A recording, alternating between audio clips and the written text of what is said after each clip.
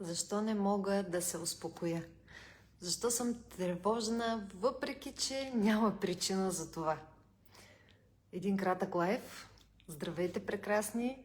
Ще говорим за малко за тревожността, въпреки че обстоятелствата около нас не са толкова сериозни, че да се чувстваме по този начин.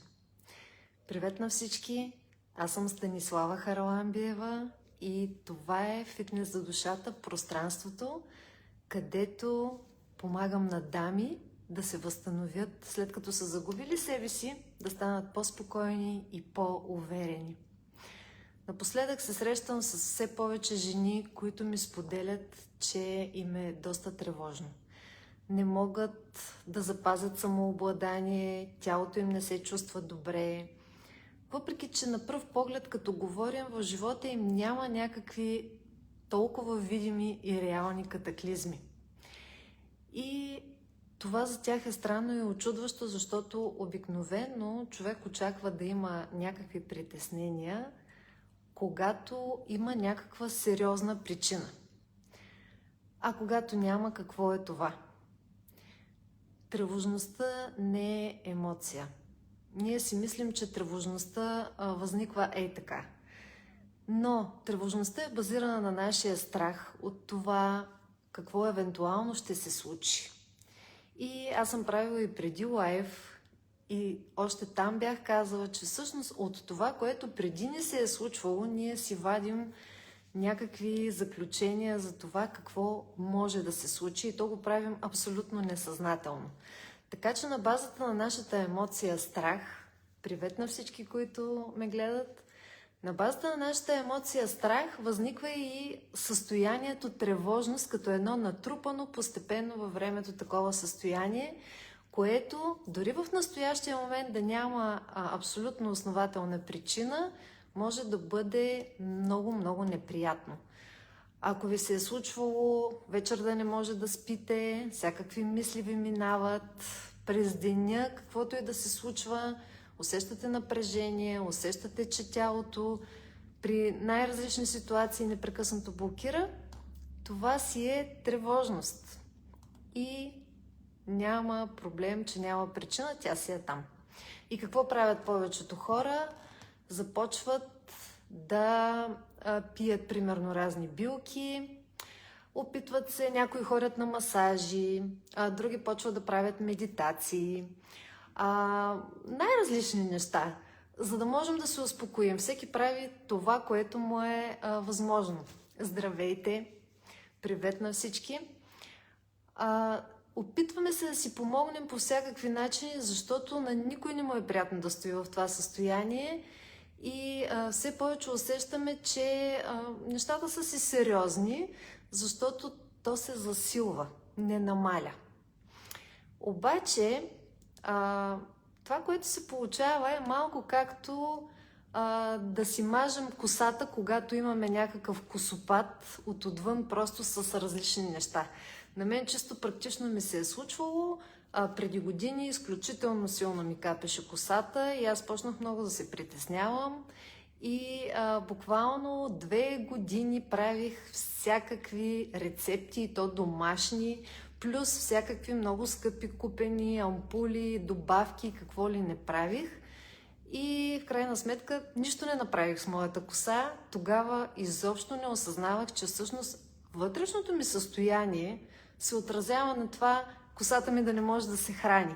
И тук е по същия начин с тревожността. Нашето вътрешно закотвено състояние прави така, че ние да се чувстваме толкова гадно и мислите да не могат да спрат, тялото да не може да се успокои и в крайна сметка уж се стараем, а колкото повече се стараем, ума ни се фокусира на нашето състояние и вместо да стане по-добре, даже става по-зле.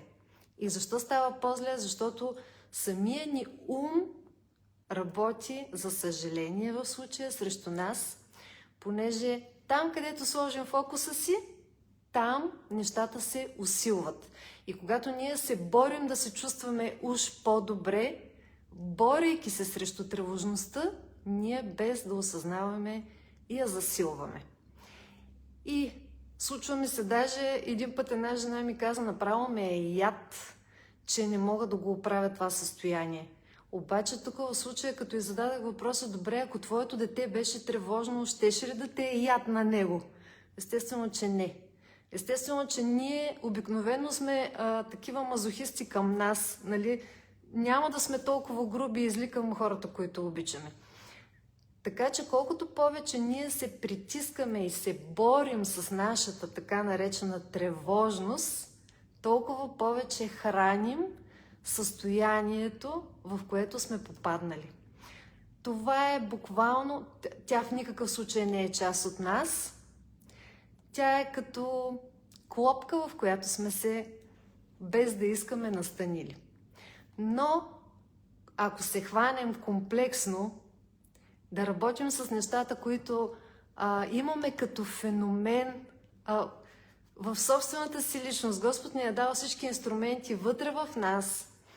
Когато не знаем как да ги използваме, съответно се стига до това състояние да сме тревожни и притеснени, но когато знаем как да ги използваме, много бързо нещата могат да започнат да се подреждат, защото когато работим с дух, душа и тяло и всяко нещо си има неговия ред, всичко започва да се успокоява. Не просто тяло, не просто да си направим масаж или да отидем просто да спортуваме.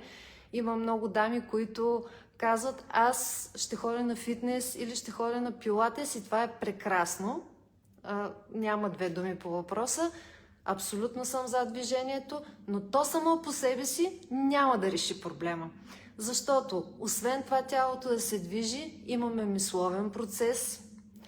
Тоест, начина по който нашата глава мисли за определените неща. И ако ние сме свикнали да мислим в негативизъм, ако сме се твърде много изплашили от определени ситуации и мозъка ни е настроен на недобра честота, тук пък ще забием, въпреки че тялото примерно сме го активирали.